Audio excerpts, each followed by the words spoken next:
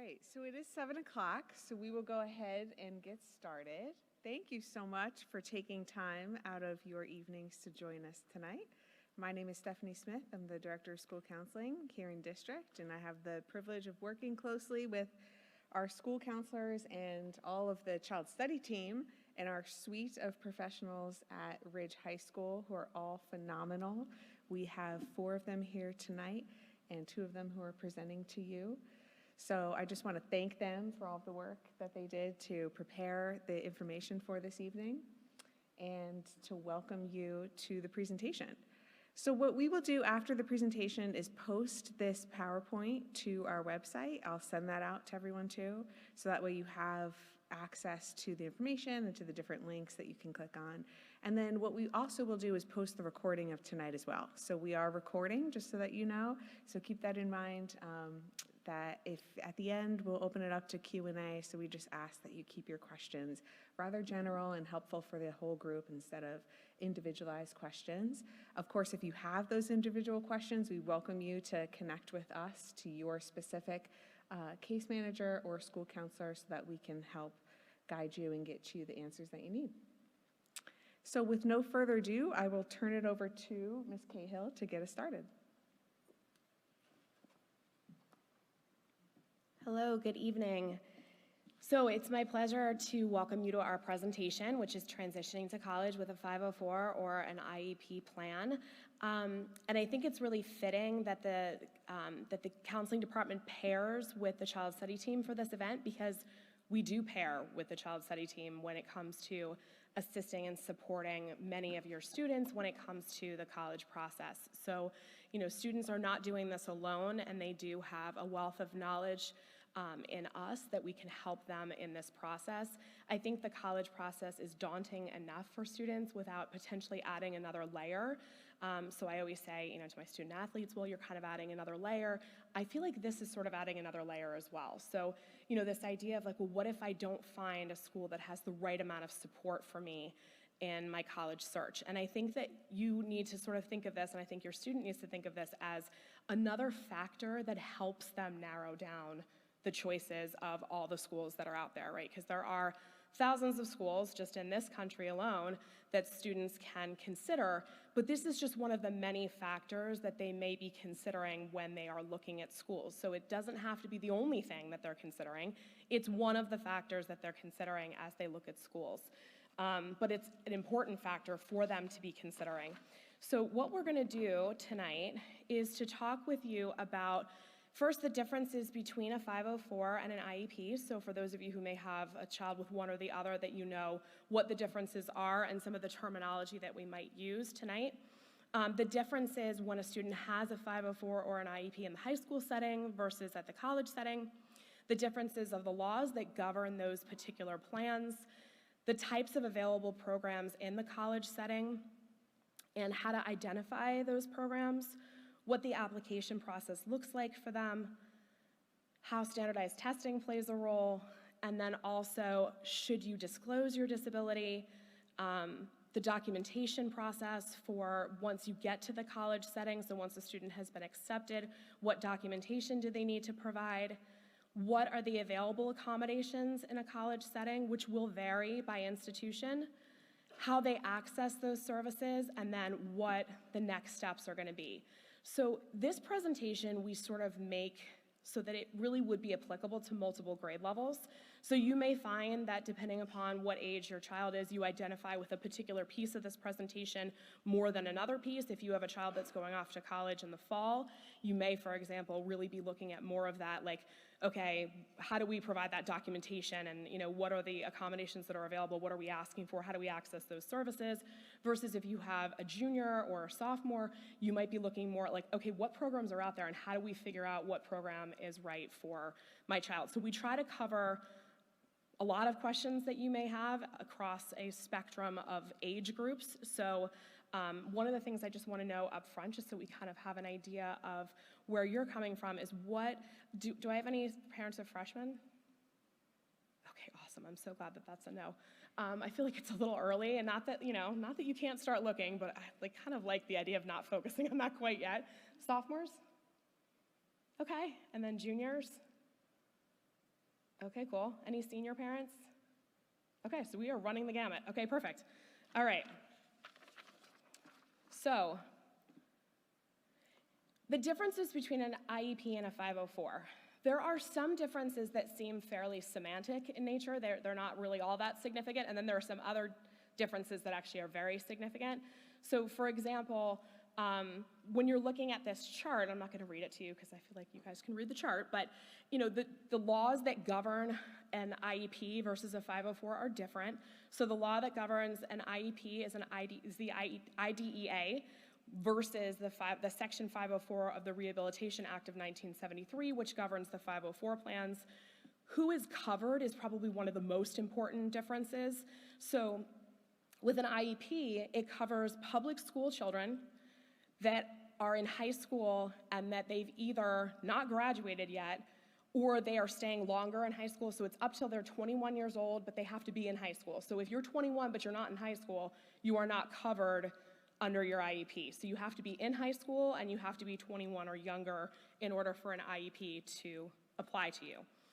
The Section 504 of the Rehabilitation Act of 1973 differs from that in that protections extend outside of the high school setting. So people can actually have a 504 in the workplace, they can have a 504 in other settings.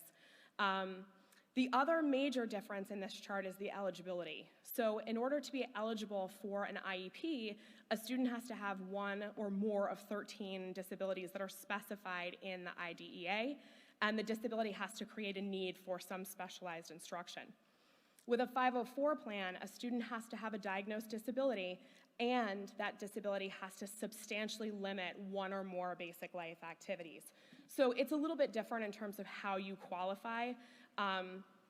In the 504, if you just have a disability, but we're not finding that there's any substantial limitation, a student would therefore not qualify for a 504 plan. But if you have both of those factors, you would qualify for a 504, whereas for the IDEA, it has to be one of those specific outlined disabilities. The 504 allows for a little bit broader of a spectrum of things. Okay. So I kind of just went over this, but the law related to, at least in the high school setting, IDEA, again, this is for students with an IEP, and it allows them to receive a free and appropriate public education regardless of their ability. It requires K through 12 districts, again, public districts, to provide specialized services and instruction to students who qualify. The ADA, the Americans with Disabilities Act, that protects students from being discriminated in the K through 12 setting due to a recognized or a perceived disability. Okay, so K through 12 students with disabilities are covered by one of those two laws.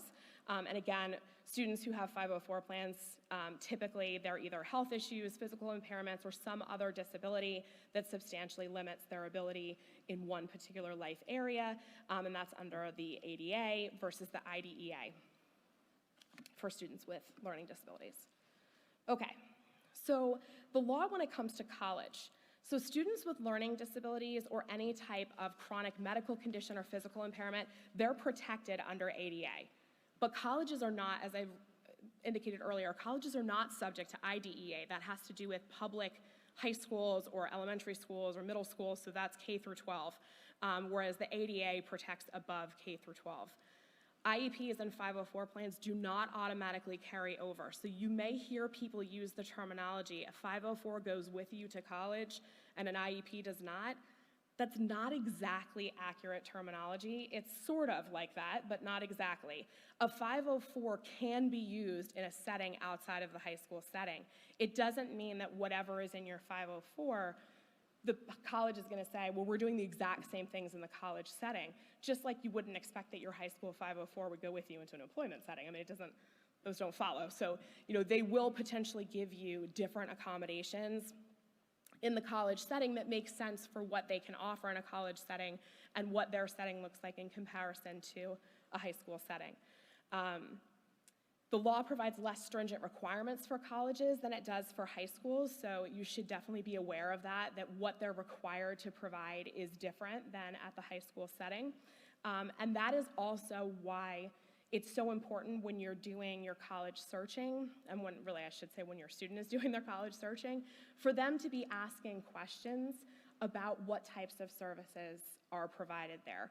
And that doesn't have to be asked in the admissions office. So if you're concerned and don't want your child to be disclosing that they have a disability, that is something that you don't have to ask, an admissions person. You can actually go directly to the Office of Disability Services or whatever that particular college or university calls that office and ask about what types of services are typically provided at that school, what types of centers do they have. The other thing to be aware of, and I'll go over this a little bit later in the presentation, is that there are also services that are available to all students.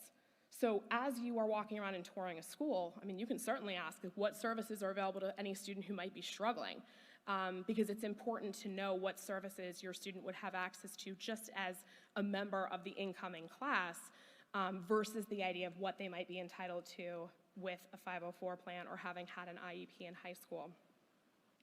So again, it feels like it could be overwhelming, but this is part of finding the right fit, right? No different than figuring out, is this school close enough? Is the school in a location that I want to be in? Is it in a city? Is it in, a suburb? So it's another factor in making sure that your student is finding the right fit in a school. One of the things I often say to students when I start the process with them, typically during junior year, though some students want to talk about it earlier, is the idea of really thinking about who you are as a student, thinking about what the right fit for you is in terms of your educational experience. So I would also challenge you to start having those conversations with your child. The idea of do you feel like it's really important for you to make sure that you've got a really strong connection or relationship with your teacher? If the answer to that question is yes, it may be important for that student to have a smaller setting where they have that ability to connect more easily. Or when thinking about that answer, is your student the type of student who is more likely to go introduce themselves to people, go to office hours, show up if it's a bigger setting? There's always a smaller setting that they can go to. They can always go and ask questions. The problem is if you know that your child is not the type of person who's probably apt to do that, then gearing them towards the idea of maybe we want to look at smaller or mid-sized schools simply because personality-wise, it might be better for you to be in that type of a setting. But it's important for them to also come up with that on their own. So, I do sometimes have students who come into my office and they've typically been in some smaller classes and they come in with these huge schools on their list. And when I ask that question of so just out of curiosity, how do you feel about a lecture hall of 500 people? And they look at me what? Why would I ever want to be in that lecture hall? And I'm well, then we gotta take a look at your list, because your list is made up predominantly of schools where that would be your setting, at least for your freshman and potentially even your sophomore year. So I think that's something important for them to understand, that they're used to the idea that a large class around here could be 35 people. That is not a large class when you're talking about a college setting. So it is really important for them to understand what that looks like, maybe even to sit in on a class that feels like that and get the experience of what it's like to be in one of those large lecture hall settings. If you have a student who loves to ask questions for clarification, it's just what gives them that feeling of okay, I got this. You're not asking questions for clarification in that big, huge setting, right? That's what office hours are for. So there's nothing wrong with a large school setting as long as you have a learner who is conducive to that kind of a setting. So, again, what you're looking for is for your student to have the right type of fit. The other thing that I want to point out is that it's really important for you to not only explore each college's eligibility process in terms of what you need and what you need to provide to get services, but also the deadlines for doing that. So, and that's not something that you need to be worrying about sophomore or junior year, but as you are committing to, here's my list of schools that I'm going to be applying to my senior year, I always say to students, keep in mind that you also need to know when in your senior year that process would begin for, here's the school that I intend to attend, when do I have to start providing the notice that I intend to apply for accommodations? Sometimes the turnaround is very, very fast because, again, they're giving students until May 1st to determine if they are planning on attending that university. So knowing whether or not they need to immediately turn around and provide that information is really important. It's also possible that that process might even start simultaneously with the application process. In a minute, I'll go over the fact that there are programs within a school that a student might be applying to that provide additional services, and so they're actually going to be applying for those programs at the time that they're applying to the college. Okay, so how does ADA work in college? So the presence of a disability, again, does not guarantee services, so it's different at the college level than it is at the high school level. Also, colleges are not responsible for identifying students with disabilities. Here in Bernards Township, for example, if we see a struggling learner, it's our responsibility to determine whether or not they're struggling because they may in fact have a learning disability. When you get to college, they're not responsible for determining that. Whether it's because of that or because of another factor, it is not the responsibility of the college to determine that. The responsibility is also on the student to self-identify as a student who may have had services at the high school level, which is very different from the way it is here. One of the things that I know the case managers talk to students about during their final IEP meeting in their senior year is that sort of transfer of responsibility, the idea that when you are in college, no one is sort of calling you in to be like, here are all of the things we're going to provide you, and we're going to review them with you once a year, and we're going to remind you of all of the things that you need to do. In the college setting, it is very, very different. If you have to apply for accommodations, you have to apply on your own, and you also may need to reapply for accommodations each year, and there may be a deadline for doing that, and the students have to be able to follow whatever that deadline is and provide whatever documentation they're being asked to provide. So it's really important that your student learn to be a really good advocate for themselves. So if you think we are torturing them by saying things like, we really need you to talk to your teachers, it's really important that you either approach them or send an email, and things like, don't let your parents send that email for you. The reason for that is we're really trying to get them used to the idea that they will have to do this eventually, and the more they have done it and practiced those skills before they get to college, the easier it will become for them in doing it in the college setting. So the other thing that I think is important is that colleges are not required to provide specialized education or enough accommodations to make students as successful as their peers. That may also mean that a particular school is not the right fit for your student. They don't have to become the right fit for your student. Your student has to be the right fit for them in terms of their academic ability, their ability for advocacy, their ability to seek out those services. And in a minute, I'm gonna talk about the difference between the types of programs, but for example, if your student is less of an advocate, a more structured program might be more appropriate, whereas if they're a great advocate, a less structured program may be great for them. Okay, so the types of programs. So structured programs are going to be the most comprehensive, and coordinated services, a little less comprehensive than that, and then services. Those are the least comprehensive, and those are like, I would struggle to find a place that doesn't have services. I mean, everybody has some sort of services. How much they have differs, you know, in school to school, but every school has a writing center. Every school usually has some sort of support when it comes to math. So I would say most of the time when you're touring campuses, you're going to hear the spiel about like, oh, we have a writing center. They're going to talk about the library. They're going to talk about what services professors provide during office hours. So you're going to hear some of that information time and time again when you're visiting schools. That's really what I'm talking about when I say services versus coordinated services or structured. One of the things that I thought was really important and that I kind of learned about in the last couple of years by having students who were like visiting different schools and looking for different types of support is how much the college tells you they provide you is also different. So I had a student who, for example, had a disability where he was partially deaf. And when he was looking at programs, he was really interested in what types of services he could receive at those schools, to the point where he really wasn't even interested in applying to schools where they wouldn't be able to provide him with the types of services that he knew made him more successful at the high school level. So he really did quite a bit of research up front before he even applied. And it was interesting because as he was reaching out to the schools to ask about how they handled students who had his particular disability, one of the schools responded that they would figure it out when he got there. And that was not an acceptable response to him, so he actually did not apply to that school. But this is what I mean by finding the right fit and making sure that a school is right for you. Sometimes I think students get really sold when they walk around campus and, you know, the campus is beautiful and, you know, maybe they're looking for a particular thing and they feel like they've really found it at that school. But this was like an immediate turnoff for him and made him decide that this was actually not the right program for him, despite the fact that there were some other things about the academic program itself that were actually a great fit for him. The services portion, they might have been, but he wasn't going to chance that, so he decided it wasn't the right place for him. Okay, so in terms of structured programs, again, those are the most comprehensive programs. The staff is going to be certified in learning disabilities and providing special services. The staff and the student are involved in structured plans to meet learning needs, so it sounds a little bit more like what students have had usually at the high school level, particularly if they've had an IEP. There's a contract that details what the student's responsibilities are going to be. There is specific skills or things that they're looking at. They may be providing remedial courses for students, for example, to get them to a particular level of functioning. There may be a separate application required for these types of programs.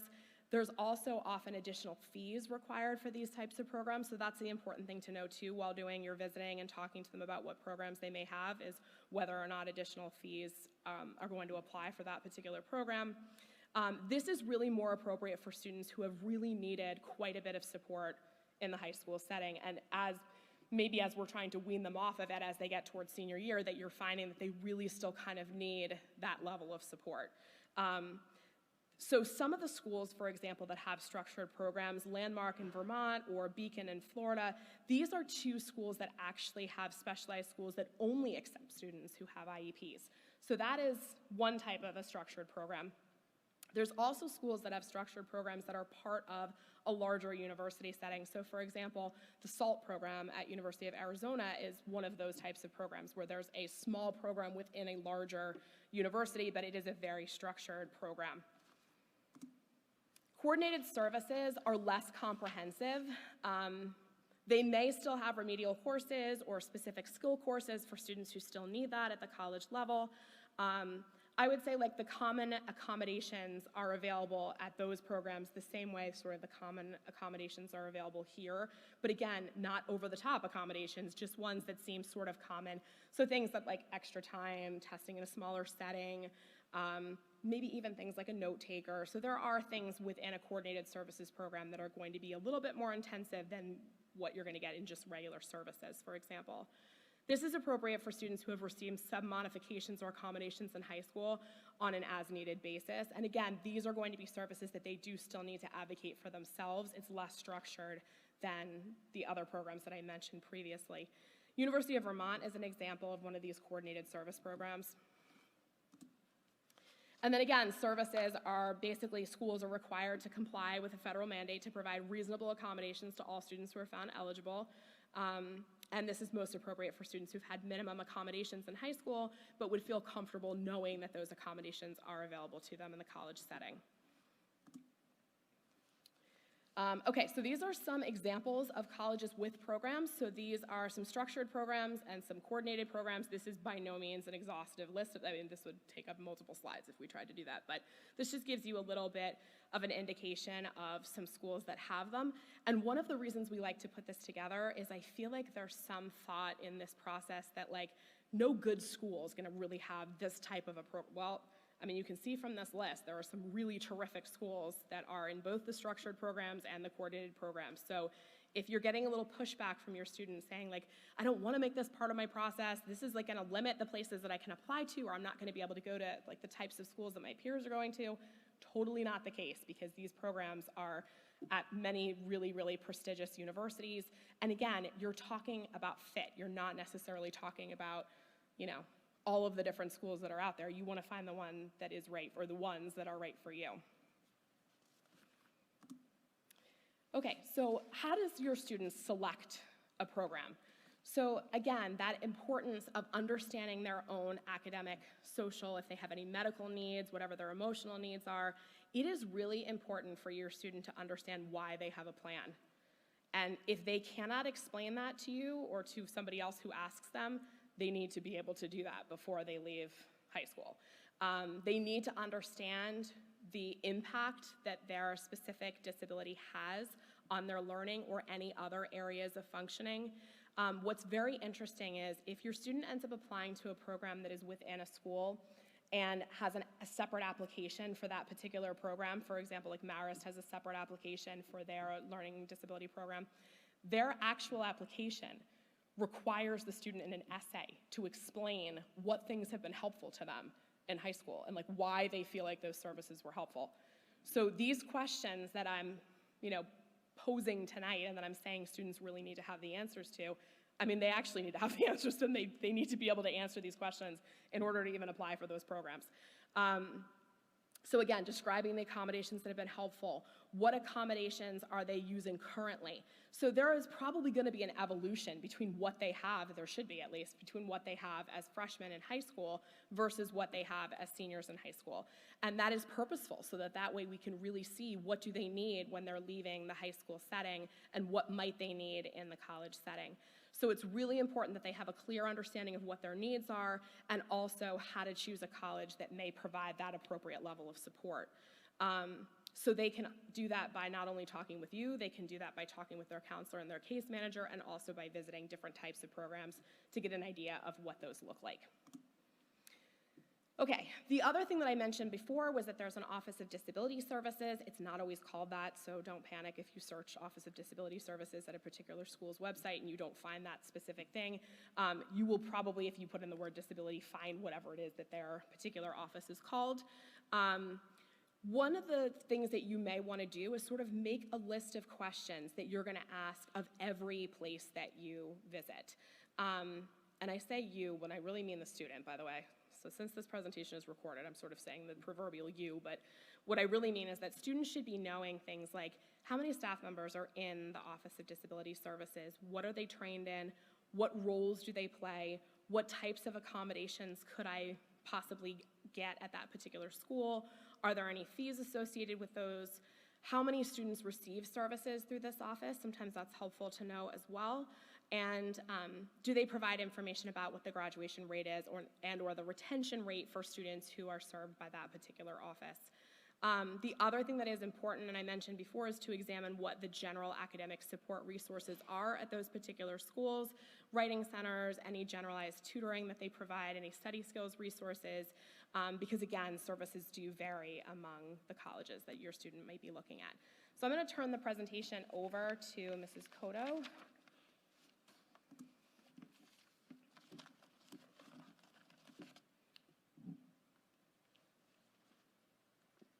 Thank you, Marguerite. Once again, it's great to see everybody who's here. We really appreciate you coming out tonight for our presentation. And one of the things I think we like to really stress, that information is power. So we want your students and you to have lots of information. That being said, we also want you to be armed with the questions you want to ask when you go to the informational sessions or the college tours, and think about it, you can have a discussion with your, your teenager when they go for a visit. Do they feel comfortable enough to stop by the Office of Supportive Services at the college level? If they do, pop in and say hi and see who's there and get the vibe. If they don't, then maybe when you get home, you look it up online and get a little bit more information online. But there's lots of ways to kind of keep gathering that information and asking those questions. So now you're thinking the application process starts. So there's different ways to look at this. You have the application process to apply to a college. You may have the application process to apply to a major in that college, within that college. And then there's also the application process to apply for any kind of services, learning disability services or any kind of services or supports or accommodations.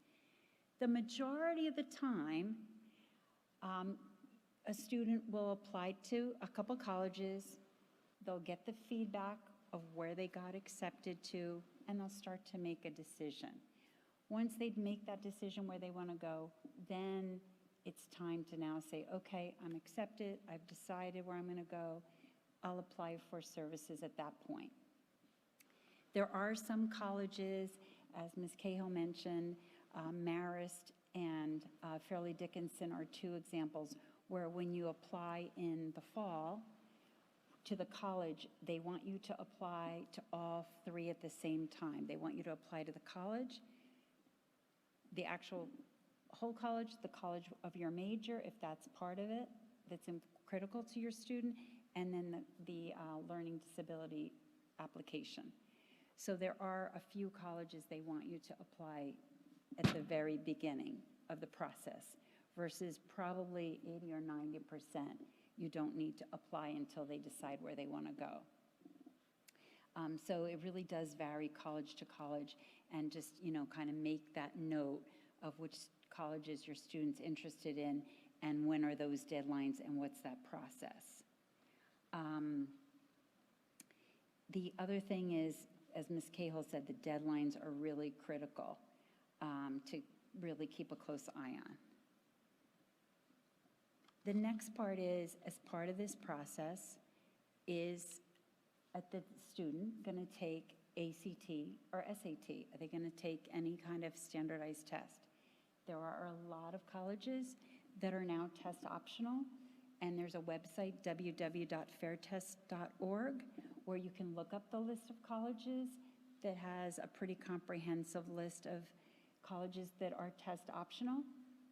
If your student does want to take the SAT or ACT and they want to consider applying for accommodations either with the IEP or the 504, if they have the IEP, they work with their case manager to help them with that process of how to apply for accommodations. If they have the 504, they work with their Rich High School counselor to walk them through what that process is to apply for accommodations. We can be there to advocate and to help them fill out that paperwork and submit those requests, but the company, ACT, and the company College Board really make the final decision, and that's something that then you'll receive an update. The biggest part about that is each of the companies' process is different, so when you're working with the counselor or the case manager, just make sure you get clarity of how the process works, because they are each different. The companies don't work the same. For example, with ACT, you typically can't apply for accommodations until you have a test date and a test ticket. So you have to have a ticket and a date. And then you come to us with your ticket and your date, and then you tell us. And then we talk you through what kinds of accommodations are in the IEP that are the 504 that may match up or be applicable to consider, and then we help you submit that application. Whereas College Board, they often let you do that anytime freshman or sophomore year or junior year. You can apply earlier for those accommodations. But once again, just don't hesitate to ask those types of questions and give us a heads up. ACT and SAT can sometimes make decisions very quickly. Sometimes we can hear back within 2 weeks. Other times they can take 6 to 8 weeks. So the sooner you tell us, if you have a test date, it's better to give us a good 2 to 3 months notice so that we can submit the paperwork and help you with the process, so you have plenty of time and not be worried about getting that submitted and approved. There are continuous updates to the test optional list on that website, and many schools remain test optional even after the pandemic. And once again, if you go to that website, if one of the schools you're interested in is not on that website, you can double check with the school's website too to see if they are test optional. Okay. Disclosure. Oh, actually, okay, standardized disclosure. So this, when we say disclosure, we're talking about when a student is applying to the college. Do they want to disclose anything about their medical or educational disability or difficulties? It's really a personal decision. I think it's important for the student to feel comfortable with that decision. And it's really important to talk that through about the pros and cons of deciding on whether you decide to disclose or not. Students can decide to close their disability during the part of the admissions process or after acceptance, or they can decide not to disclose at all. One example, I had a student with a really, really severe math disability, and everything, her report card looked great except for math. You know, her test scores looked great except for math. So she kind of decided on her own that the college was going to notice that. And so she did want to do just a few, it's back as a student, we both know, she did want to just very discreet, like very simply, in just a couple sentences, say, as you can see, I'm really excel in so many areas. I want to explain why there's a discrepancy and explain what I did to try to overcome that. And because they don't want to hear an excuse, they want to hear what you did to be successful or to make the best of a tough situation. And she felt really comfortable with that was kind of a decision where there was something glaring and she felt like she wanted to explain it. But if you don't feel you want to disclose that, you don't have to. If you're applying for a structured program, when you do the application for the services, you will need to explain and disclose. But that being said, this is a really important topic, and it's really important for the student to talk to you, to talk to their counselor, to talk to their case manager, to make the best decision they can about whether they want to disclose or not. Schools cannot deny admission to students who solely based upon their disability, but they may feel that they're not the right fit. So they may say, oh, we feel like we don't have what we can provide that student. Students may be denied admission upon disclosing a disability if the services that they will require are more significant than the school can provide. The admissions process is not altered for students with disabilities unless you're applying for services after the fact. Self-identification and documentation. So students need to identify themselves to the appropriate office. Students must provide the required documentation. Usually if you have an IEP, the documentation that may be provided, such as the educational evaluation and the psychological evaluation, is usually good 3 to 5 years. We usually approach you by doing that usually junior year, if not senior year. The schools typically want the student to be 16 or older, and they want us to administer the adult version of the psychological evaluation. So we want to wait till it's closer to when they graduate to provide that documentation. For medical testing, any kind of medical testing, or if you have a medical diagnosis like ADHD or a medical diagnosis of migraines, they usually want that within a year. So anything medical has to be in a shorter time frame. Students who do not request services, even though it might be really obvious, the school cannot provide you with something if you don't ask for it. Let's see. So required documentation, once again, it may vary from school to school, but typically you have to show either a 504 plan, an IEP, and then any kind of evaluations or medical documentation. If you go on the college website, you can typically find what they require you to do. It's usually a form that you have to fill out. Some schools want you to do an interview. Some schools don't require an interview. Once again, this would be for the services department. So usually it's a form. Sometimes they want a reference. Usually it's the documentation that we provide you or your doctors provide you, and then also setting up any kind of follow-up or interview. The requirements can be found on the Disability Services website of the school. The law allows colleges to determine documentation and eligibility requirements for receiving services. One of the most important things, and we've been really fortunate to keep in touch with a lot of our students and parents who come back to tell us, one of the most important things I've found over the last couple years with my students when they come back, it's not just what accommodations they provide to you, It's how does it work? So many, I think when I was in high school, I didn't get how the world worked, right? I mean, you're too young, you still have a lot to learn. So it's just not saying, oh, we'll grant you extended time, but how does that work? How does that play out? Who do I have to communicate that to? It doesn't happen magically, right? So every college is different. So when they do talk to the services department, encourage your student to make sure they ask questions. Okay, now if I just want extended time on my social studies class, do I talk to the professor? Do I have to fill out a form online? Do I have to notify them a week or two in advance? Do I go to the same room? Do I go to a different room?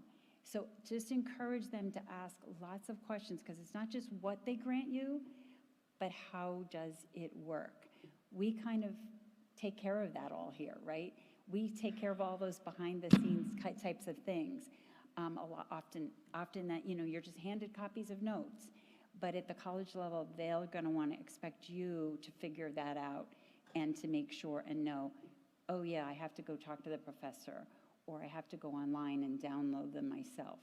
So the general accommodations that a lot of colleges will consider are extended time on assessments, access to audiobooks, access to text in alternate formats. A lot of times they'll offer any kind of tutoring, support, note-taking, copies of maybe PowerPoints, and then a test environment, either in a large or small group test environment. It's also important, of some students lately have been coming back and saying to me, when you first apply to services, usually every semester you have to reactivate.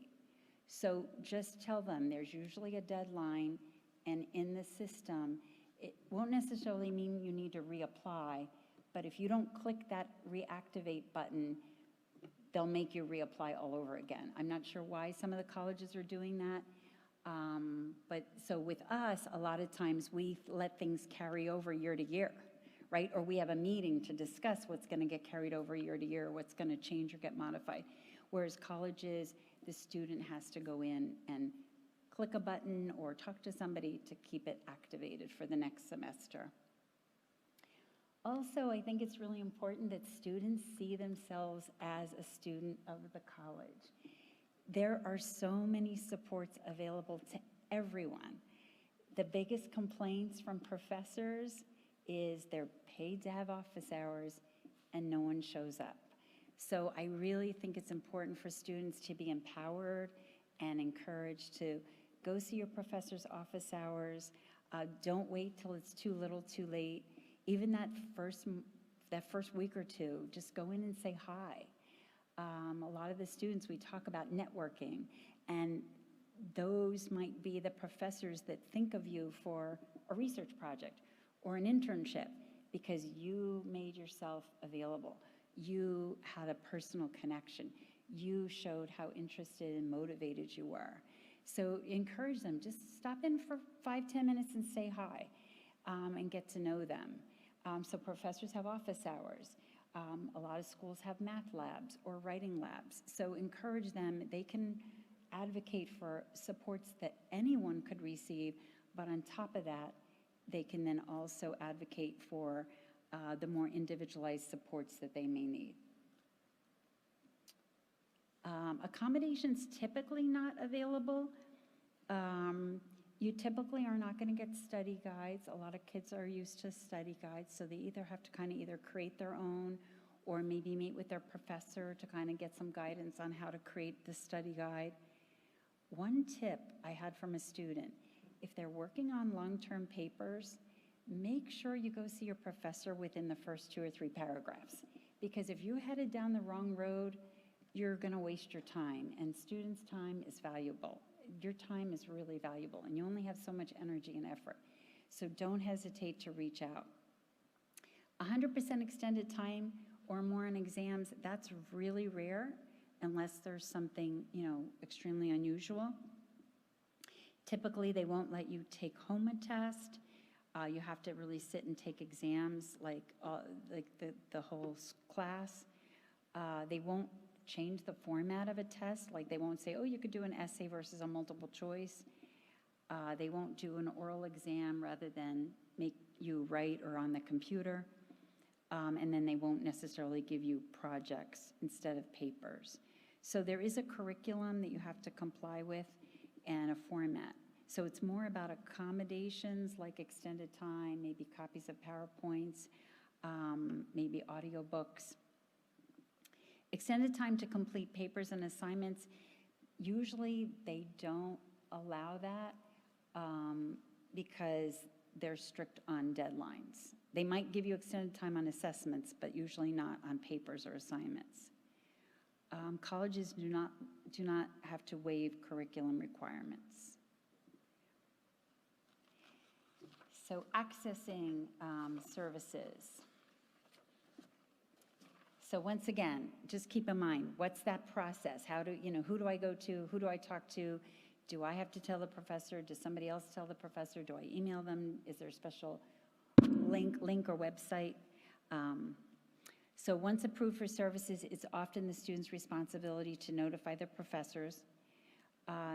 Focus at the college, encouraging self-advocacy, independent living, independent learning, developing compensatory strategies, and the use of assistive technologies.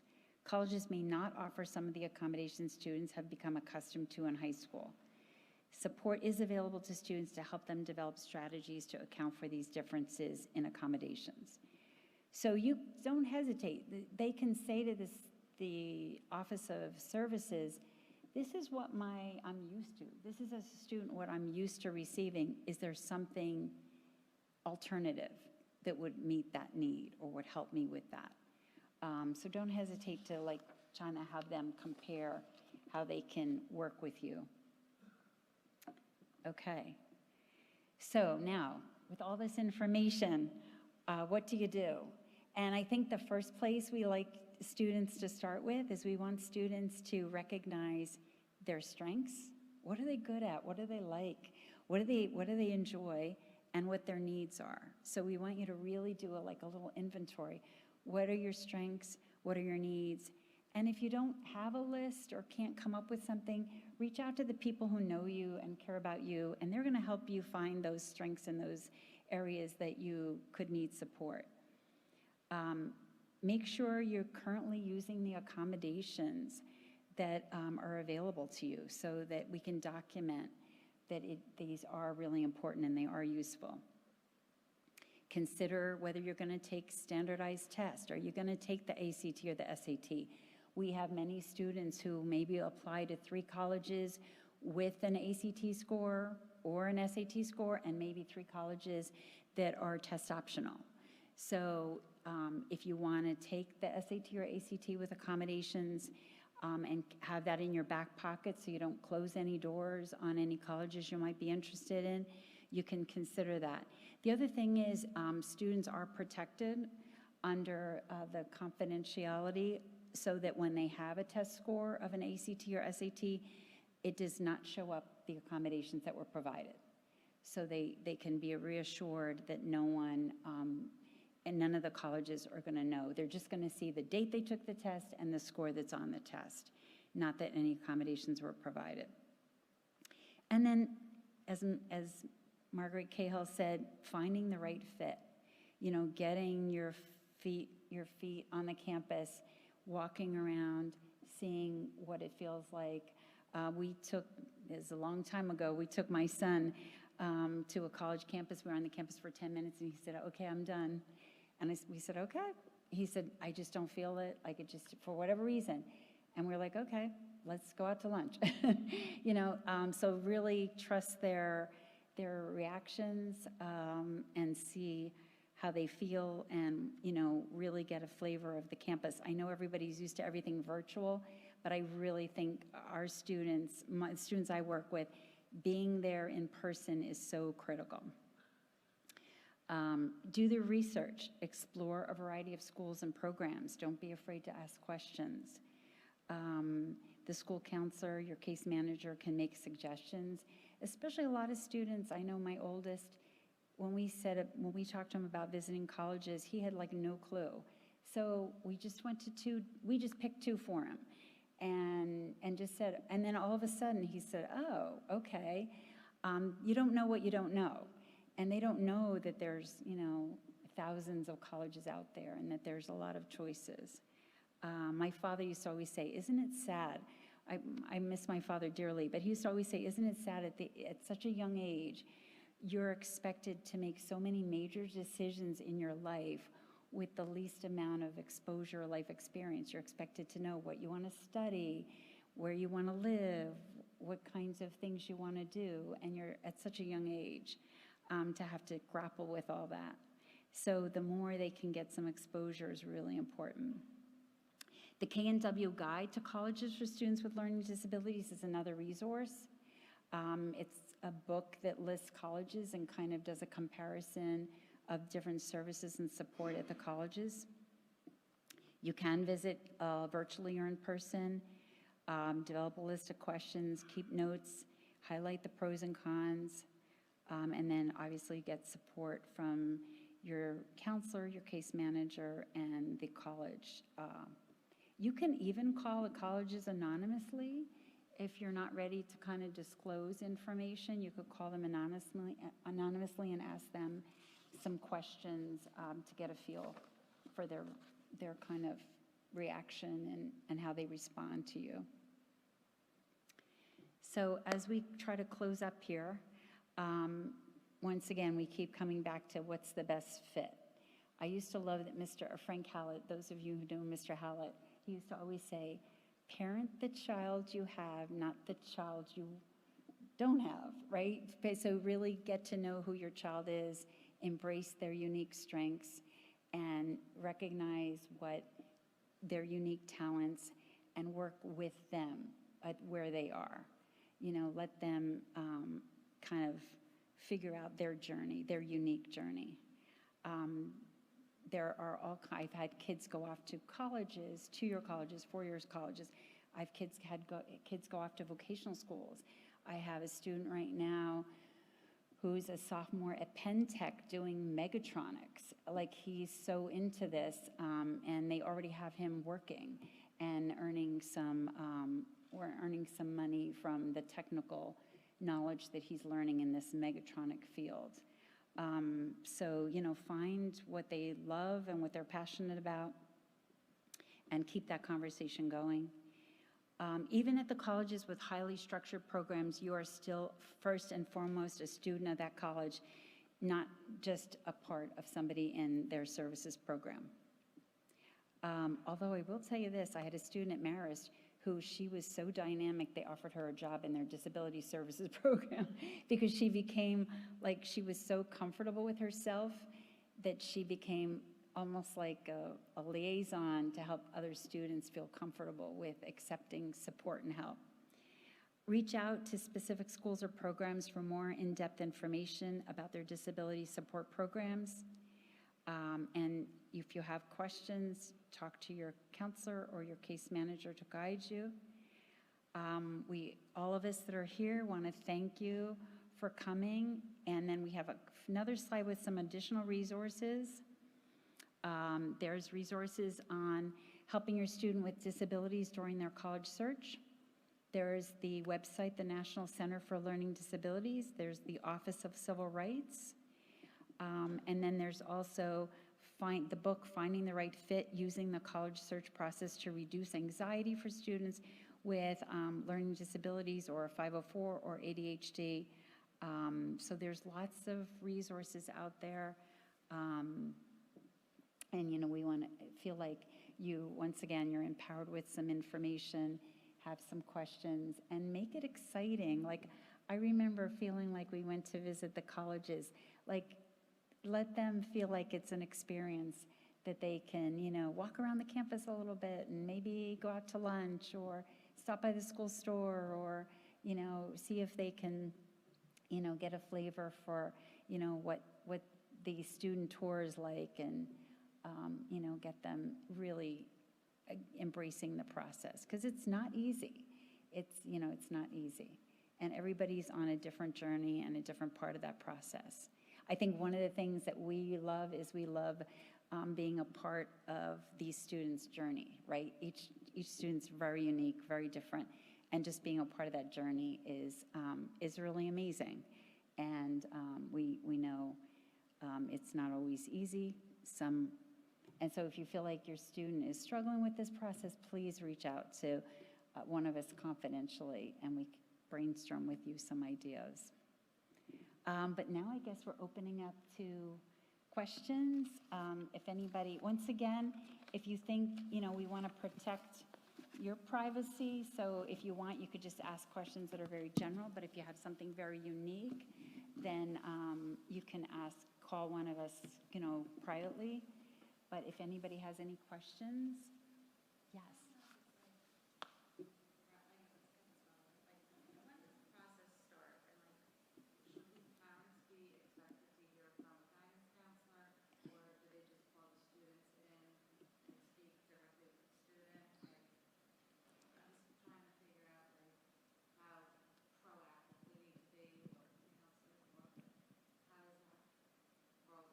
Yeah, it's a good question. You mean, when does the process start for, like, even just kind of?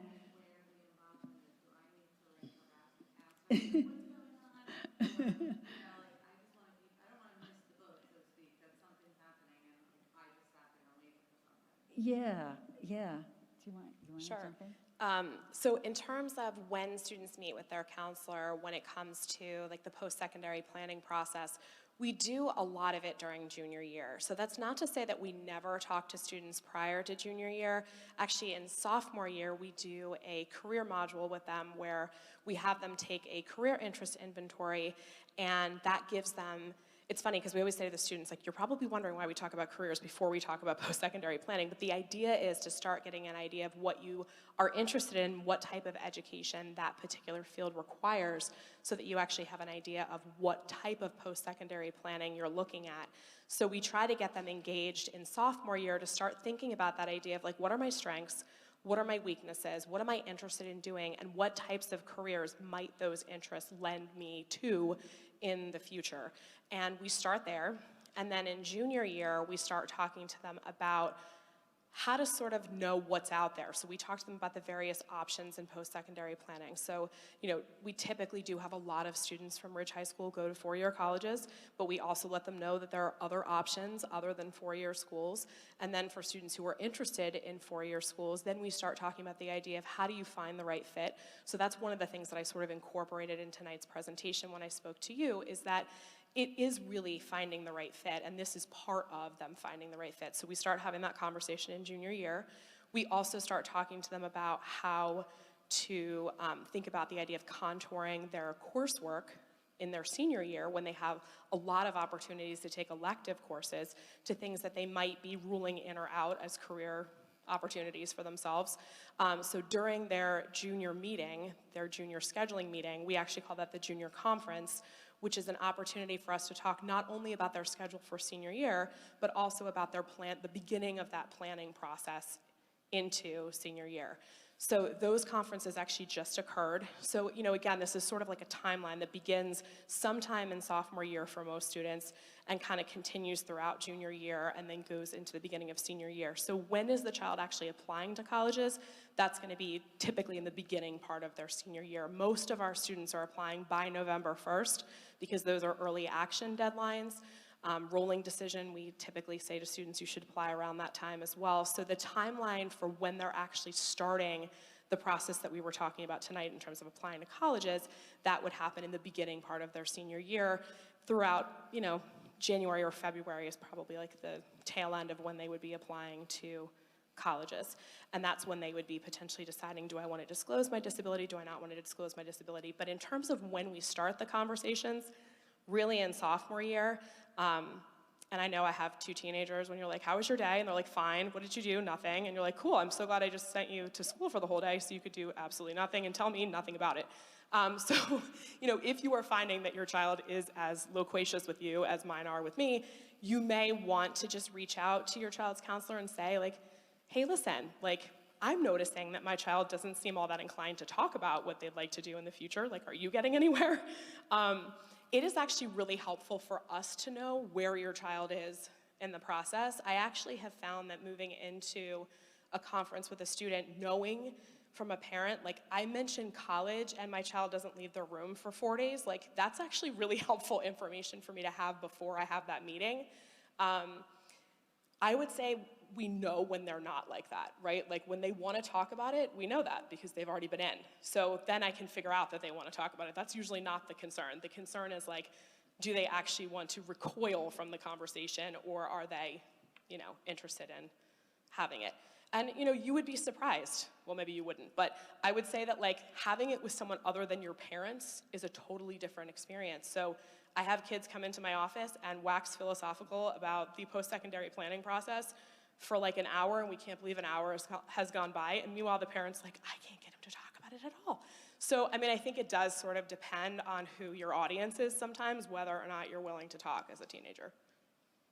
I think the other thing is it's great when you do make those visits to college, because now it's the college telling the student what they want, and then you could join with them. So, and you have to kind of know your student. If you have a student who's super busy with band or with orchestra or with all kinds of clubs or with sports, you might want to pace out your college visits a little bit and be a little bit more like, hey, let's not overwhelm them. Let's just go to see one locally, or let's so you might want to plan that out. I know a couple parents who right before junior year, the kids wanted to visit colleges further away, so they went over the summer. It's a little bit different flavor, but then they felt like they just kind of got their foot on campus to see. So I think, yeah, knowing your student, knowing their schedule, knowing their level of interest. Like I said, our oldest, when we took him, we said, oh, what colleges do you want to go visit? He goes, I don't know. And then, so we said, well, we're just going to schedule 2. And then all of a sudden now he got activated. And he was like, oh, okay, I don't want to waste a lot of time going to colleges that you want me to go to. Now I want to pick colleges that I want to go see. So, kind of like thinking of it from a couple different angles. But any other questions? Any other? Yes. Yes, those slides are going to be posted on the Ridge High School Counseling Department website. Yeah, we have a post-secondary portion. Oh, Oh, they're fabulous. already posted. Yeah, there's a post-secondary portion of the website. So when you get onto the counseling department website, if you scroll down a little bit, you'll notice that we sort of have things divided by category. So we have like the academic planning stuff where all of the scheduling materials are housed, and then there is another link right next to that for all of our career, college, et cetera type of planning. And that website has multiple little pages of information, and one of them is a presentations page. So any presentation that we've done throughout this year, in fact, actually some of the ones from previous years, if we haven't redone them yet this year, those will be available to you as well. So when your student says, no, I've never talked to my counselor or my case manager all year long and they don't do anything, and you're like, what? Those presentations are there, even the student ones with like what we provided to them. So the student ones are not taped, but any materials we've provided to your child are available to you as well. I do usually try to remind my students and parents once a month. The counseling website, the Ridge High School counseling website is amazing. And I do try to remind my students and parents starting junior year and into senior year, check it once a month, because there's always something on there that is helpful. So just make a habit, look at the Friday folder, look at the counseling website, just keep yourself attuned with what's available. And checking it at least once a month will keep you in the loop if there's a presentation, if there's a scholarship, if there's somebody at college coming to the high school for a visit. So kind of getting in that habit is a good idea. Somebody?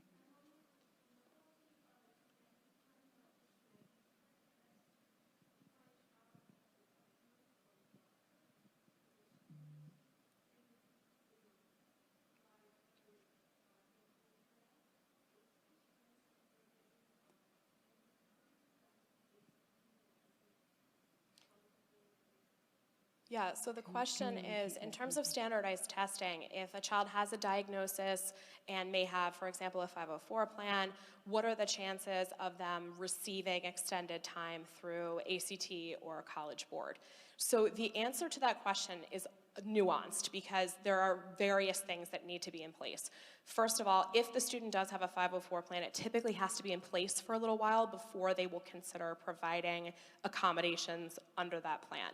The other thing is that a student has to be utilizing the accommodations in that plan. So when we go to apply for accommodations through either ACT or College Board, they typically want feedback from teachers in both language arts and in math, since those are the sections that are typically tested, I mean, at least on the SAT. There is a science section on the ACT, but they do ask for feedback from those teachers to ensure that those accommodations are being used. So that's actually a really important issue, because we do have some students who have a 504 in place and for whatever reason decide not to use accommodations, whether they don't feel comfortable doing it, whether they are like, no, I got it, I don't need them. And then on something longer like that, if they now want it, if the teacher feedback is they don't use it at all, that is a concern and not something that we can really help them with. So they do need to be accessing those accommodations. There does need to be documentation to back up the 504 to begin with, which generally we don't issue a 504 plan without the documentation, but they also review that documentation. So whatever the rationale was for the plan, they would look at that documentation as well. It is really up to them.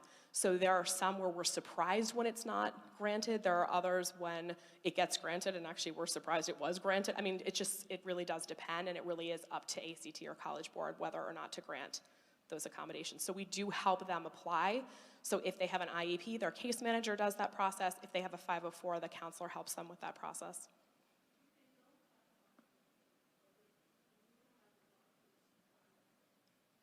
Yeah, so if they do not have a 504 plan but do have a diagnosis, we can still apply for accommodations.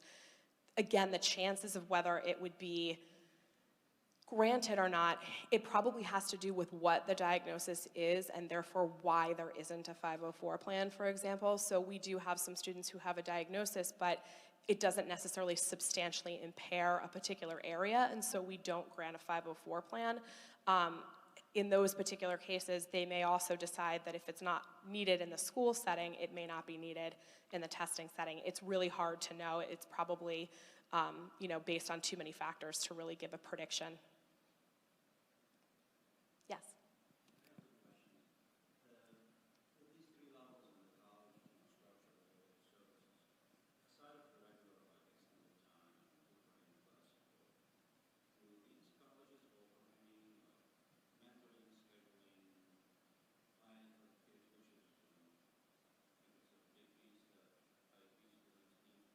Some of the colleges that have structured programs will,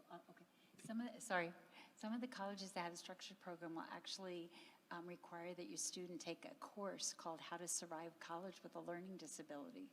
So they do, and they also will, like, a course, How to Survive College. How to survive, we probably could all have used that course, right? How to survive college. The things we wish we would have known, right? But yeah, so, like say for example, Fairleigh Dickinson, you automatically get signed up for like tutoring once or twice a week. You have a case manager, you have somebody helps you with scheduling. If you've ever been over to they call it the regional center, they're like a family over there. They're the sweetest people. I have 2 students over there now, and they said it's just phenomenal. Yeah. So yeah, so but I'm going to say, tutoring, sometimes mentoring, sometimes a course, sometimes they help with scheduling or give you priority scheduling. So yeah, there are a lot of times different layers of things that they can do. Yeah, so that speaks to more like the structured programs and what you would typically see there. By the time you get down to services, typically what you see at that point is they really don't have anything more than what your typical student would have. But I feel like your typical student has a lot of services in college that sometimes they don't access. One of them is, at almost every school that I've ever heard of, they are assigned an advisor. And your advisor is typically somebody who is in your field of study, but it also may be somebody who is in the field of study you originally chose. And one of the important things I've always told students is don't be afraid to ask for an advisor. If you're planning on potentially switching your major, ask for somebody who understands that other field, and maybe even like sort of pair up and have 2 people that you can talk to. The other thing that's important for them to know is that there is a counseling center at every college as well, and they're entitled to be able to see a counselor, like a mental health counselor. And they also know what the flavor of the school is and what services are available. So if you have a struggling student, there are resources available to them where they can really make the place feel like a place where they have go-to people. I think where students start to struggle in college is in recreating who is that support system going to be, right? So at Ridge High School, we have very supportive assistant principals. I mean, if you have a kid who's late, instead of just being like, here's your detention, they're like, why are you late? Like, what's happening for you? And they want to sit down and have a conversation about why your kid can't get in the building by 7:35. So that's not going to happen in college typically if you go to a bigger school, especially if you're just late or you're not attending classes, your professors are not necessarily going to show up at your doorstep wondering where you are. Although there are some smaller schools where beware, because they actually may in fact show up at your doorstep wondering where you are or send you an email. But if you have an advisor and your advisor is noticing that things are not going all that well for you, they're going to kind of reach out to you and pick up with you.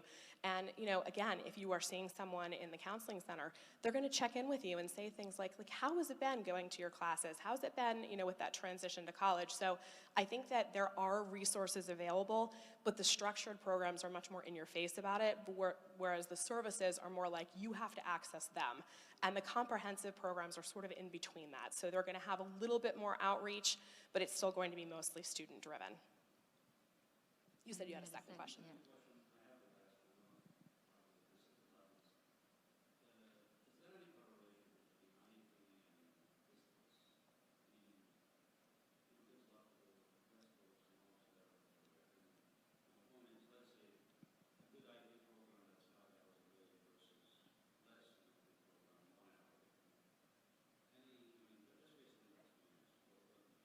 So the question is whether there's a correlation between programs for students with IEPs and distance in terms of going.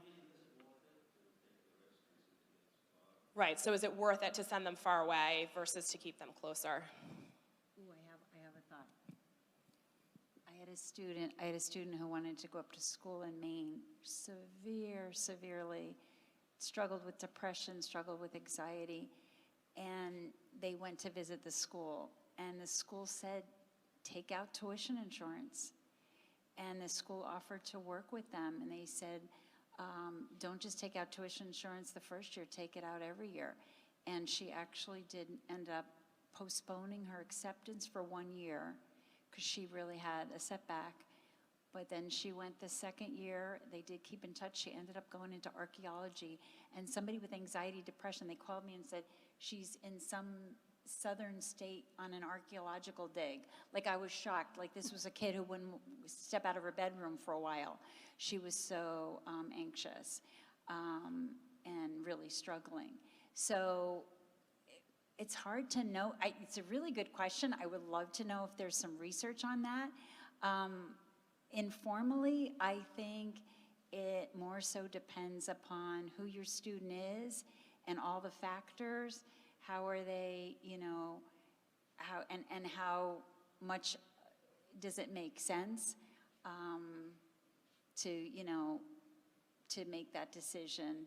A lot of kids will go locally for 2 years. I've had a lot of kids be very successful and go to RVCC or another local community college for 2 years and then transfer to a 4-year school and be very successful.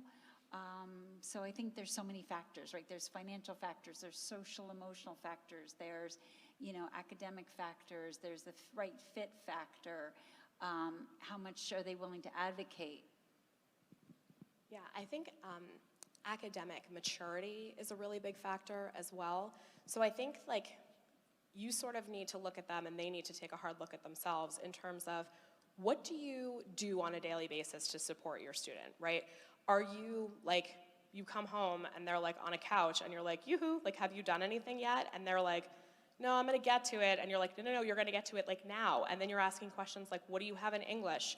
What do you have in math? What do you have in science?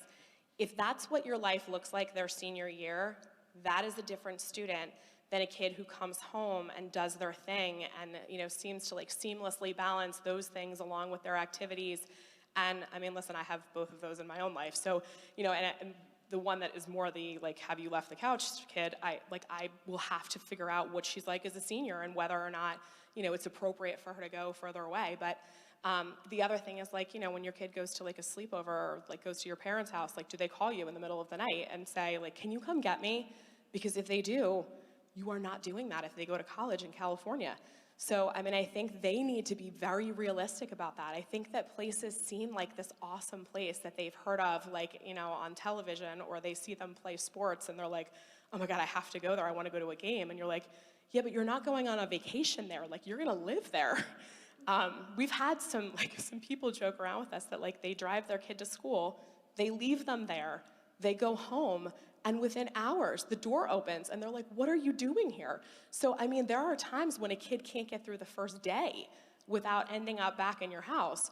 So, I mean, I think those are all things that are really, really important for you to consider when, you're agreeing to send your child someplace much further away. And I think it's gonna really be important for you to see where they are during senior year. Maybe they have some schools that they apply to that are further away, and then maybe you say, listen, I also want you to have some closer places so that we can kind of assess, where you're at and where we're at by the time that we hit May 1st of your senior year.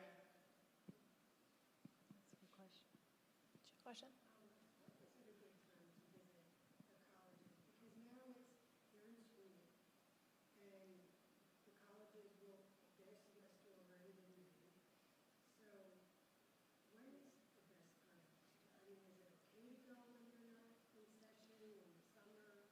Yeah, that's a good question. So the question is, when is a good time to visit colleges? Because there is that acknowledgement that in the summer, schools are not in session. There may be some kids on campus, right? There could be summer classes or other programs going on, but typically they're not gonna see the type of hustle and bustle that they're gonna see in the fall or the spring semesters. So I think, listen, the answer to that question is, it's always best to see the school when there's actually students there.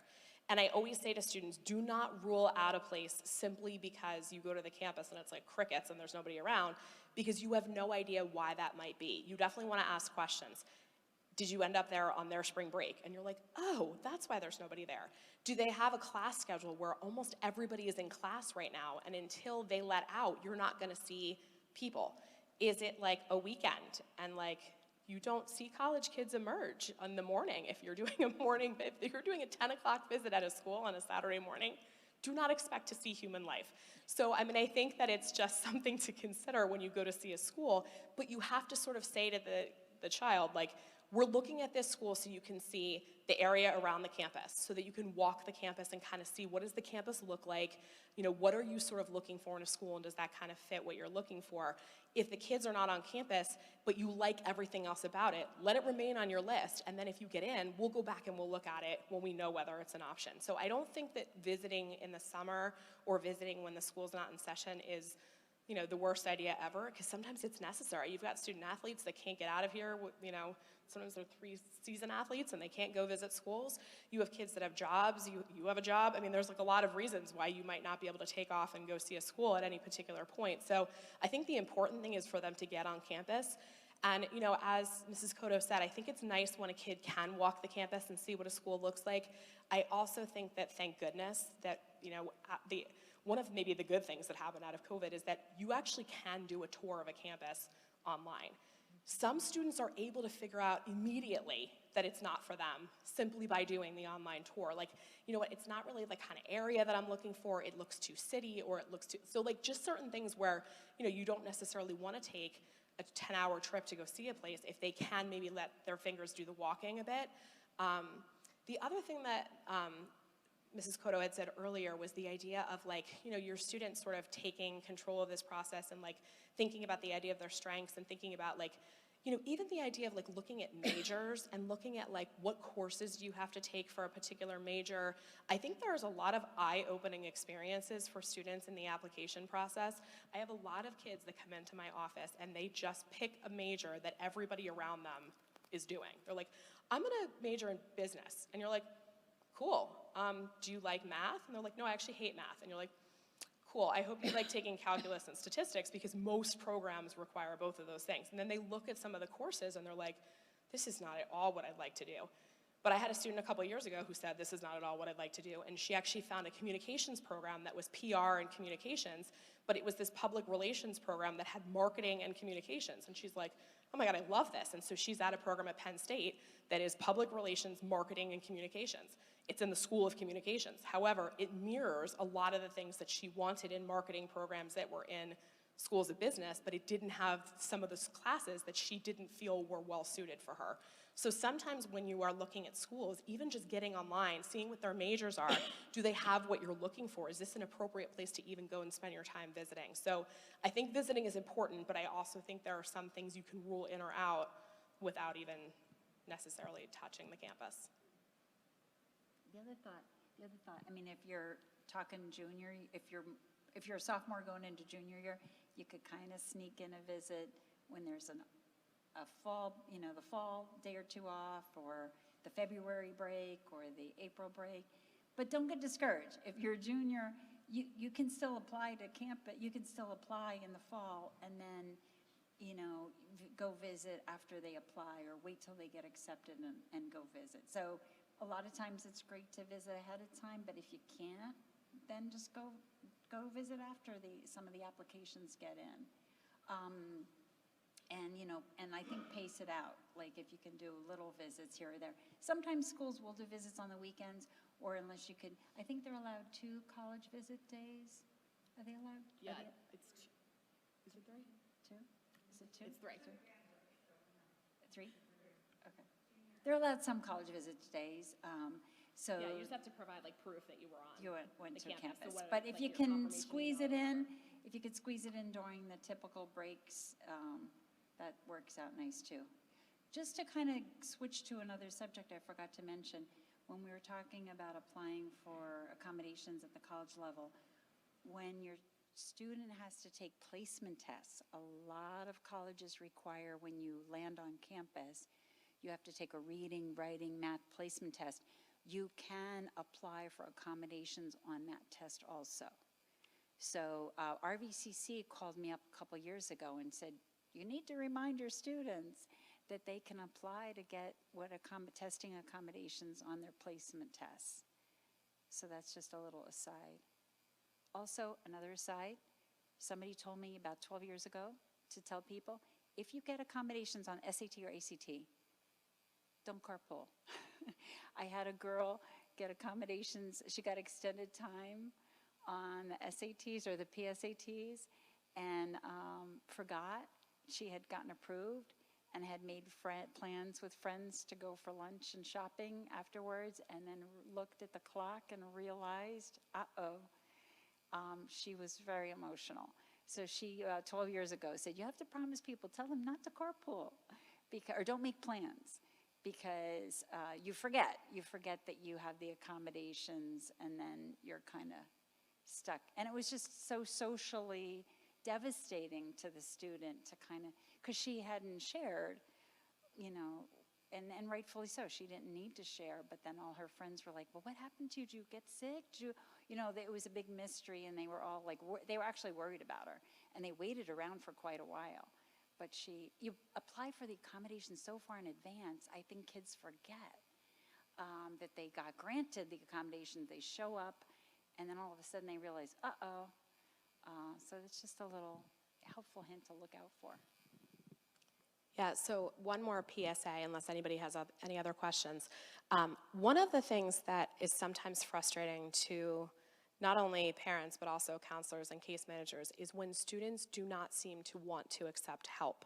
So you go and you visit colleges and you say to them like, okay, well, I think you should probably apply for accommodations at whatever institution you're accepted to, so that way you can have those accommodations like what you had in high school. And they're like, nah, I'm gonna do it on my own, I don't need that. And you're like, whoop. So just so that you know, they don't have to apply in the beginning, they can apply later. And we have had some students who leave here very self-confident about the fact that they no longer will need those accommodations. And listen, in some ways they're not wrong, because they are using way less accommodations in senior year than they used previously. But this idea of like, I don't need them at all, I'm never gonna use that, sometimes they realize that they do need them. And all is not lost because we don't throw away all of their paperwork. I mean, we can still apply for accommodations later. Sometimes your student needs to fall on their face before they realize that they need something in their life. And it is a terrible lesson at the college level because sometimes it has now cost you, some money in terms of how they've performed. But the bottom line is that it is really important for them to know that they need that support. And it's hard for them to access it if they don't think they need it and they don't feel that it's beneficial to them. And again, the irony is the process of applying for it, they basically have to disclose why they find it helpful to them. So this really does have to be a journey where they have that self-realization that they need that help. But it is not unusual to have some students reach out a year or maybe even 2 later to say oh, so I had a student years ago who decided that she really wasn't going to need anything because she was not going to major in anything math related, and therefore she would not need the accommodations in college because she would never ever take a math class after she left school here. And I was like, listen, more power to you, girlfriend. If you can do that, then don't take a math class. I tried to avoid that in college as well. However, then she decided to major in something that did have one math requirement. So she came back and she's like, do you still have some stuff that I can send and document that I had, this learning disability where it's just related to math? And we provided her with the information and she applied, and her college actually did waive her math requirement because her learning disability was actually so significant that they determined that it wasn't really appropriate for her to have that particular class. They gave her sort of a different path. They didn't waive altogether those credits, but they gave her something that was more appropriate for her. That does not always happen, but it did. And she's like, oh my God, I'm so glad that I asked, because if I hadn't asked and I'd had to take that class, I don't know if I would have been successful in doing it. And that was her sophomore year. So it does sometimes happen that they come back and they're like, uh-oh, maybe I do need this. So, just keep in mind that sometimes this is a process and they need to get to the point where they understand that they need that additional support and help. And the same goes for the college process itself, that they need to understand that this is their process and that they really need to drive the ship. And sometimes that requires them getting to the beginning of senior year and you're like, so where's your list? Where are you going to go to school? And they're like, what? So you can't drive the whole ship for them. They need to do this too. And if you're finding that they're not, then, maybe waiting for them to get to that point is important. And then maybe they either don't go right away or they do go to a community college for 2 years first, but they have to be signed on to this process to be successful. So I think that is really an important takeaway. Should they go far? Should they go at all if they're not ready to do this process? So I think that's something, to be cognizant about, is who is your student, where are they in the process, so that way we meet them where they are and not drag them along through it so that you can do this again, because I'm sure you don't want to apply to college again. You've already done that, most of you. So. Okay, thank you so much for coming. Do you have another thing that you want to add? I was going to say, it is nice that some colleges will defer acceptance for a year.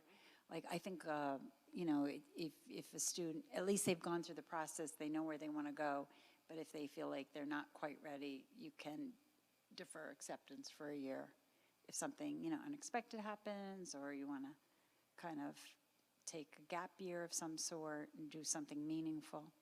Yeah, but does anybody else have any other questions? Anybody? If not, please, if you think of anything, certainly call us, call anyone at Ridge that you work with, and we'd be more than happy to help with maybe more unique, personalized, fairly individualized, personalized questions. Thank you very much for coming.